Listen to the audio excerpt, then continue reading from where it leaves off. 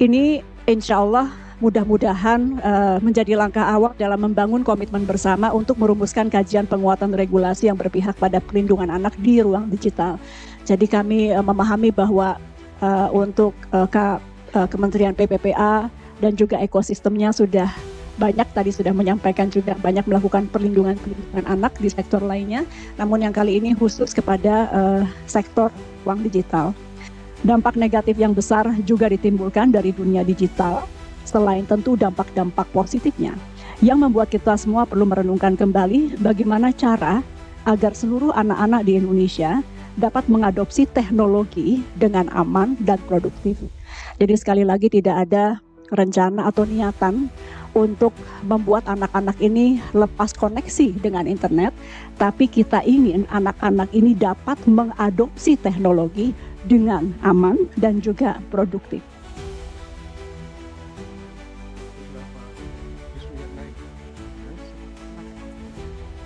Pembentukan regulasi ini merupakan wujud nyata perlindungan terhadap generasi penerus bangsa, serta juga bagian dari arahan Presiden Prabowo Subianto yang menekankan pentingnya perlindungan anak, khususnya di ruang digital. Beliau menyampaikan agar regulasi terkait dapat dirampungkan dalam waktu cepat. Jadi kalau timelinenya 1-2 bulan, berarti dari tim kajian keluarnya harus paling lama sebulan. Tadi saya sampaikan kepada Ibu Najela sebelumnya ketika kita mengatur timeline. Kenapa? Karena kemudian nanti kemungkinan harus ada harmonisasi dan juga pelatihan-pelatihan dengan Kementerian Hukum dan Kementerian Sesnek, sehingga kalau kita semua bisa dalam waktu kurang lebih sebulan, bahkan kalau bisa lebih cepat, ini bisa menjadi sesuatu yang bisa kita segerakan. Juga bukan karena ini menjadi arahan beliau, tapi karena memang urgensinya itu sudah amat mendesak.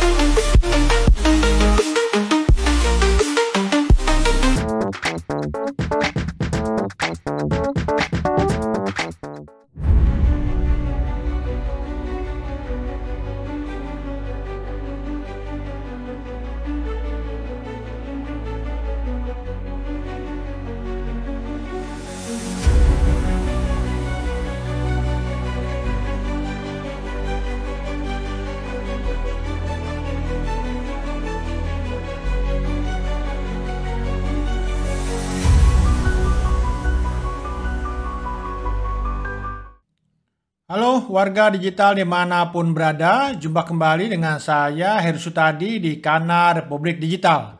Bagi yang baru bergabung di Kanal Republik Digital, dapat saya informasikan bahwa di kanal ini kita akan banyak membahas mengenai perkembangan digital, baik di Indonesia maupun di dunia.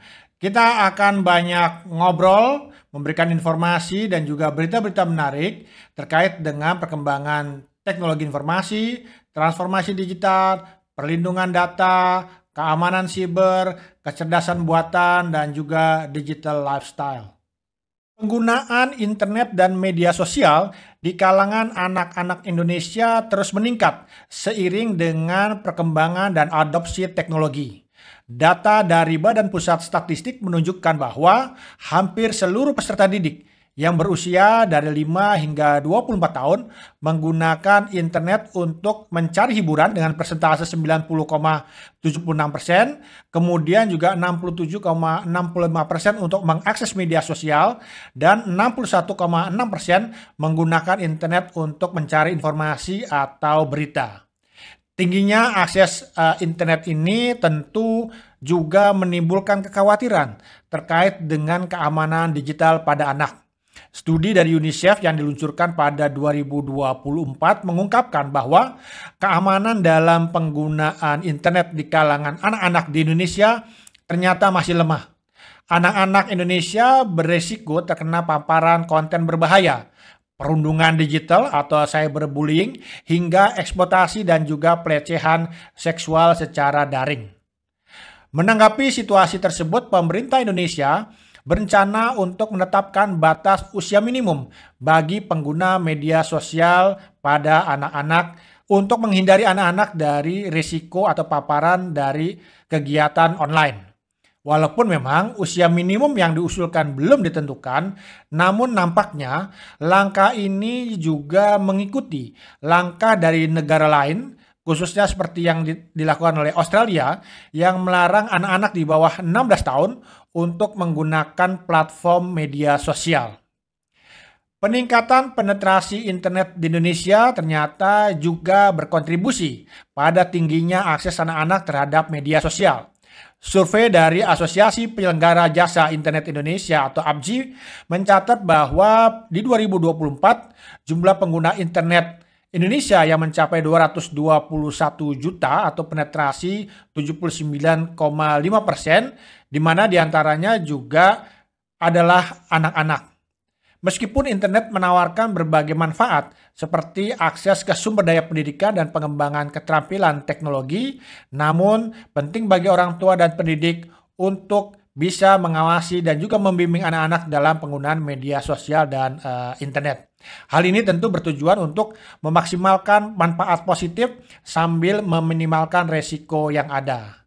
Nah, warga digital, kali ini kita akan membahas mengenai pro dan kontra rencana pemerintah untuk mengatur mengenai usia minimal untuk pembatasan akses terhadap media sosial.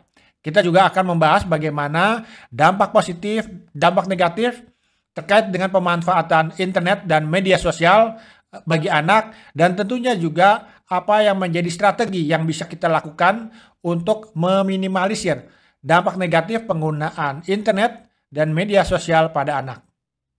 Internet merupakan wilayah yang netral karena sebenarnya ini hanyalah sebuah teknologi di mana bila kita memanfaatkan secara positif, maka yang kita dapatkan atau hasil yang terjadi juga positif. Sementara bila mana terjadi hal-hal yang negatif, tentu ini juga akibat pemanfaatan internet secara negatif. Kita bisa melihat bahwa ada beberapa dampak positif terkait dengan penggunaan internet, termasuk juga media sosial bagi anak. Yang pertama adalah bagaimana akses internet ini juga memberikan bagaimana kita bisa mengakses informasi dan juga dimanfaatkan dalam proses belajar mengajar atau pendidikan. Di sini anak-anak dapat belajar berbagai hal melalui platform edukasi, e-book, kemudian juga ada video pembelajaran dan sumber daya online lainnya. Anak-anak juga dapat dipermudah untuk mendapatkan akses terhadap materi sekolah dan juga diskusi dengan teman atau guru. Kemudian juga tentunya dengan mengenalkan anak-anak teknologi sejak dini dan juga meningkatkan literasi digital. Ini juga penting untuk masa depan anak-anak karena kedepannya diprediksi dan diyakini bahwa penggunaan digitalisasi akan menjadi bagian yang tidak terpisah dari kehidupan offline kita. Ya, ada kehidupan offline dan juga ada kehidupan online. Ini juga ada potensi kreativitas yang dapat juga dikembangkan misalnya dengan membuat konten, desain, coding, video segala macam gitu ya, yang merupakan bagian dari dampak positif. Terkait dengan media sosial, ini kita juga bisa melihat bahwa media sosial juga dapat membantu anak-anak berkomunikasi dengan teman-teman dan juga keluarga, terutama bagi mereka yang berjauhan. Berbagai aplikasi dan juga game tentu menjadi sarana hiburan dan pengembangan kreativitas. Anak-anak juga dapat menyalurkan bakat dan minat mereka melalui media sosial, misalnya menggambar, menyanyi, bercerita gitu ya. Dan hal lainnya adalah bahwa internet juga membantu anak-anak memahami isu-isu dunia. Karena betapapun saat ini batas-batas antara negara itu kian kabur atau bahkan tidak ada batasnya gitu ya. Sehingga anak-anak juga akan memahami isu-isu juga terkait dengan lingkungan, dengan hak asasi manusia, dan tentunya juga adalah teknologi baru. Kemudian selain dampak positif, ada hal yang memang perlu kita cermati, yaitu dampak negatif dari penggunaan internet dan media sosial. Kita juga pernah membahas di episode sebelumnya bahwa ada potensi bahwa penggunaan internet, penggunaan media sosial yang berlebihan dapat menyebabkan terjadinya kecanduan. Nah, ini juga saat ini juga banyak terjadi pada anak-anak kita, di mana juga selain kecanduan, mereka juga kurang berinteraksi sosial di dunia nyata dan juga tentunya ini mengganggu aktivitas sehari-hari. Anak-anak juga menjadi kurang fokus dalam belajar dan mengalami penurunan prestasi akademik. Hal lainnya adalah bahwa anak-anak menjadi rentan sebagai korban perundungan atau cyberbullying yang bisa kemudian menyebabkan anak-anak kita stres, cemas, bahkan juga depresi. Perundungan digital ini seringkali lebih sulit dikendalikan karena dapat terjadi tanpa batas waktu dan juga tempat. Karena tadi seperti juga sudah kita bahas bahwa internet ini membuat batas-batas, bahkan bukan batas geografis tapi juga batas negara juga menjadi kian kabur bahkan hilang. Yang tak dapat kita lupakan juga ada banyak konten berbahaya di internet dan juga media sosial. Tentu ini merupakan konten yang tidak sesuai dengan anak-anak. Katakanlah misalnya konten kekerasan, konten pornografi, hate speech maupun juga hoax.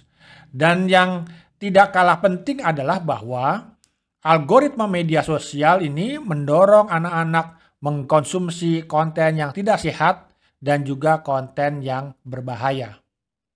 Termasuk di dalamnya adalah adanya eksploitasi akan kejahatan siber, di mana predator online bisa menyamar dan menargetkan anak-anak melalui media sosial dan juga game online. Ada juga misalnya resiko penculikan, resiko eksploitasi sosial, eksploitasi seksual. Kemudian juga perdagangan anak meningkat jika anak-anak tidak memahami resiko dari interaksi secara daring. Yang tak juga dapat kita lupakan ini adalah bagaimana anak akan mengalami krisis identitas dan juga gangguan mental. Anak-anak cenderung membandingkan diri mereka dengan kehidupan palsu atau sempurna yang ditampilkan di media sosial yang menurunkan rasa percaya diri. Karena memang seolah-olah media sosial itu menjadi media yang ideal. Padahal kejadiannya atau realitasnya tidak seperti itu. Karena semua itu kan di-setting, ada skripnya segala macam gitu ya. Sehingga kalau kita menganggap ini sebuah dunia yang sempurna, sementara mungkin anak-anak kita belum memiliki pemahaman mana yang dunia kenyataan dan mana dunia yang palsu, sehingga mereka menganggap apa yang ada di media sosial itu adalah dunia yang nyata, sehingga ini bisa menurunkan rasa percaya diri mereka.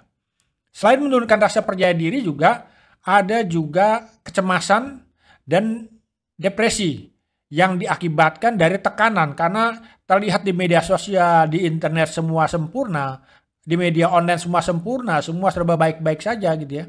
Sementara di lingkungan keluarga mereka tidak seperti itu, ini yang menyebabkan anak-anak kita juga cemas, depresi dan juga tertekan gitu ya. Kita juga melihat bahwa ada dampak negatif akibat anak-anak kita banyak mengkonsumsi media online atau juga media sosial gitu ya. Jadi tentu ini akan menyebabkan kurangnya aktivitas fisik dan juga menyebabkan masalah kesehatan. Di mana bila mana kita menggunakan internet terlalu lama, ini tentu membuat anak-anak kita bahkan juga orang dewasa gitu ya, membuat kita semua menjadi kurang bergerak. Yang tentunya ini akan menyebabkan atau meningkatkan resiko obesitas dan juga gangguan postur tubuh. Paparan layar yang berlebih juga bisa menyebabkan gangguan tidur dan kelelahan mata.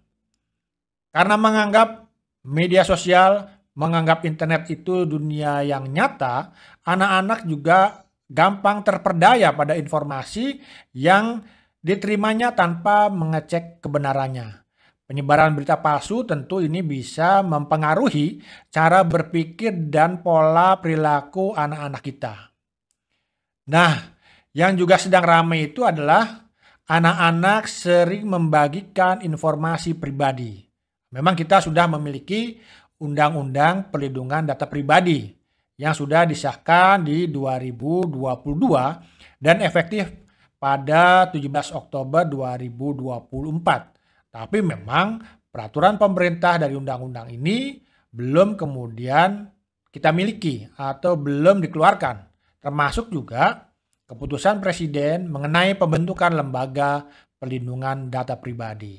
Padahal juga dengan maraknya penggunaan media sosial, penggunaan internet, anak-anak sering membagikan informasi pribadi tanpa sadar. Sehingga tentu saja ini meningkatkan resiko pencurian data atau pencurian identitas dan juga penyalahgunaan data pribadi anak-anak kita. Pemerintah berencana untuk mengeluarkan aturan mengenai pembatasan minimal usia anak untuk bisa mengakses media sosial. Disampaikan beberapa waktu lalu oleh Kementerian Komunikasi dan Digital, aturan ini akan terbit dalam 1 atau 2 bulan setelah kemudian dikonsultasikan dengan Presiden Prabowo beberapa waktu lalu. Tentu saja ada pro dan kontra terkait dengan rencana aturan yang akan dikeluarkan oleh pemerintah ini. Kita coba melihat bagaimana atau apa yang menjadi pro dan kontra masyarakat terkait dengan regulasi batasan usia minimal untuk mengakses media sosial. Kita melihat bahwa untuk yang pro, kita melihat pro karena ini melindungi anak dari konten berbahaya. Anak-anak berpotensi terpapar konten negatif, seperti tadi disampaikan kekerasan, pornografi, ujaran kebencian, hoax, cyberbullying gitu ya. Dengan batasan usia minimal ini tentu dapat dikurangi paparan terhadap informasi yang belum sesuai dengan perkembangan mental dan emosional mereka. Hal lainnya juga dengan ketentuan baru ini tentu bisa mengurangi risiko kecanduan internet dan media sosial. Anak-anak yang kecanduan media sosial cenderung mengalami gangguan kesehatan mental, seperti tadi kecemasan, depresi, sehingga dengan pembatasan usia ini dapat mencegah penggunaan berlebihan media sosial, internet, dan membantu anak-anak lebih fokus pada aktivitas fisik dan sosial. Kemudian juga ini bisa mencegah cyberbullying, kejahatan siber yang memang juga anak-anak ini sering menjadi korban dari perundungan tersebut, termasuk juga kejahatan siber gitu ya, predator digital, pornografi segala macam gitu ya. Kemudian juga memang kita bisa melihat beberapa aturan juga yang dikeluarkan oleh negara-negara lain seperti misalnya Inggris, Prancis, Australia, di mana mereka juga telah menetapkan batas usia minimal pada penggunaan media sosial. Bahkan ada yang melarang anak-anak di bawah 16 tahun untuk mengakses platform digital tertentu. Indonesia dengan melihat apa yang dilakukan negara lain ini dianggap juga bisa mengadopsi kebijakan serupa untuk meningkatkan perlindungan anak di ranah digital. Tentu saja yang pro mengatakan bahwa kebijakan ini dapat mendorong edukasi tentang literasi digital sejak dini agar anak-anak lebih memahami manfaat dan risiko internet sebelum diberikan akses penuh. Lalu bagaimana yang kontra atau menolak terhadap regulasi batasan usia? Yang pertama itu disampaikan bahwa hal ini sulit diterapkan secara efektif. Hal itu karena anak-anak dapat dengan mudah mengakali batasan usia dengan membuat akun palsu atau menggunakan identitas lain. Kemudian juga misalnya banyak platform media sosial yang tidak memiliki mekanisme verifikasi usia yang ketat. Hal lainnya adalah bahwa pembatasan akses ini juga merupakan pembatasan terhadap sumber edukasi. Karena sudah menjadi rahasia umum, pemahaman umum gitu ya, bahwa internet ini merupakan sumber utama pembelajaran bagi anak-anak, termasuk untuk tugas sekolah dan juga eksplorasi ilmu pengetahuan. Ya sebagaimana kita ketahui, anak-anak kita komunikasi dengan sekolah, dengan guru atau apa menggunakan media sosial melalui pesan instan gitu ya. Ya memang kalau dalam uh, beberapa terminologi, pesan instan ini juga dapat dikategorikan sebagai bagian dari media sosial. Sehingga jika akses terlalu dibatasi, maka anak-anak bisa kehilangan kesempatan untuk belajar secara mandiri. Hal yang terkait ini juga adalah bahwa pembatasan usia dianggap bertentangan dengan hak anak untuk mendapatkan informasi yang bermanfaat. Bahkan sebagian berpendapat solusi lebih efektif adalah edukasi dan pengawasan daripada pelarangan. Tambahan lagi yang terkait dengan penolakan atau kontra terhadap regulasi, adanya potensi penyalahgunaan regulasi. Beberapa ahli kritikus mereka khawatir bahwa aturan ini bisa digunakan untuk membatasi kebebasan berekspresi anak-anak dan remaja di internet. Ada kemungkinan bahwa regulasi ini juga dapat diperluas untuk membatasi akses informasi yang tidak hanya berbahaya, tapi juga kritis terhadap pemerintah. Sebagian masyarakat juga menyampaikan pendapatnya bahwa pendidikan dan pengawasan anak dalam menggunakan internet adalah tanggung jawab orang tua, bukan negara. Sehingga jika aturan ini diberlakukan tanpa edukasi yang memadai, orang tua mungkin tidak memiliki peran aktif dalam mendampingi anak-anaknya. Terlepas dari pro kontra yang ada, tentu memang harus ada solusi yang lebih efektif untuk bagaimana kemudian anak-anak kita tidak menjadi korban dari perkembangan digital, perkembangan internet yang memang sudah merupakan menjadi bagian dari keseharian kita dan juga anak-anak kita. Kita melihat bahwa sistem verifikasi usia terkait dengan penggunaan media sosial memang harus lebih diperketat. Pemerintah dan juga platform digital bisa bekerja sama untuk menerapkan sistem verifikasi usia berbasis data yang lebih akurat. Misal katakanlah melalui NIK atau juga sistem pendidikan gitu ya. Kemudian juga pentingnya literasi digital sejak dini. Daripada hanya membatasi, pemerintah juga bisa memberikan edukasi pada anak-anak, orang tua, dan juga guru tentang bagaimana menggunakan internet dan media sosial yang aman dan juga bermanfaat. Sekolah dapat mengajarkan modul yang khusus mengenai etika digital dan juga keamanan siber. Hal lainnya adalah bagaimana kita mendorong orang tua untuk menggunakan fitur parental control yang tersedia di berbagai perangkat dan juga aplikasi. Ini untuk membatasi konten yang dapat diakses oleh anak-anak. Mungkin juga yang menarik yang bisa kita jalankan adalah ada zona internet ramah anak. Jadi mengembangkan platform atau ruang digital yang khusus bagi anak-anak sehingga ini lebih aman dan juga bebas dari konten berbahaya.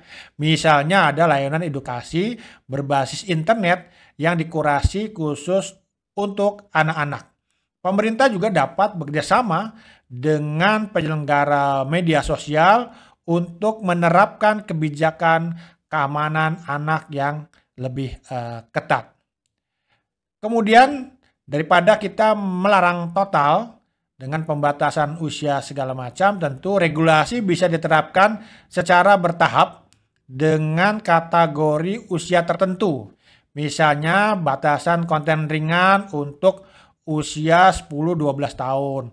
Kontrol yang lebih ketat untuk usia mungkin di bawahnya gitu ya. Atau mungkin di bawah 17 tahun. Sehingga pendekatan yang bertahap dan fleksibel ini tidak kemudian membuat sesuatu itu menjadi rumit, menjadi susah diterapkan gitu ya. yang akhirnya kemudian menimbulkan dampak yang justru niat positif menjadi dampak yang tentu menjadi negatif. Jadi, rencana pemerintah untuk membatasi usia anak-anak dalam mengakses media sosial dan juga internet, tentu kita melihat ada niat baik atau memiliki niat baik, yaitu melindungi anak-anak dari dampak negatif penggunaan internet, penggunaan media sosial di dunia digital. Namun, penerapannya menghadapi tantangan teknis dan juga sosial yang tidak bisa diabaikan. Pendekatan yang lebih efektif adalah kombinasi antara regulasi, edukasi literasi digital, pengawasan orang tua, dan juga inovasi teknologi untuk menciptakan lingkungan internet yang lebih aman dan juga bermanfaat bagi anak-anak kita. Oke, demikian saja dulu episode kita kali ini yang membahas mengenai pro dan kontra bagaimana pengaturan usia minimal dalam mengakses internet dan juga media sosial. Kita akan ketemu kembali di episode berikutnya yang tentunya juga tidak kalah menarik dan juga tidak kalah penting. Jangan lupa untuk terus memberikan like, menonton semua tayangan yang disampaikan oleh Kanal Republik Digital dari awal sampai akhir agar tidak gagal paham, dan juga tentu subscribe Kanal Republik Digital untuk mendapatkan informasi-informasi terkini, karena kita tidak hanya hadir dalam bentuk panjang dari pembahasan mengenai perkembangan digital di Indonesia dan dunia, tapi kita juga menghadirkan informasi-informasi pendek yang kita sampaikan setiap harinya. Demikian, saya Heru Sutadi pamit mundur. Kita akan jumpa kembali di episode berikutnya. Terima kasih, sampai jumpa.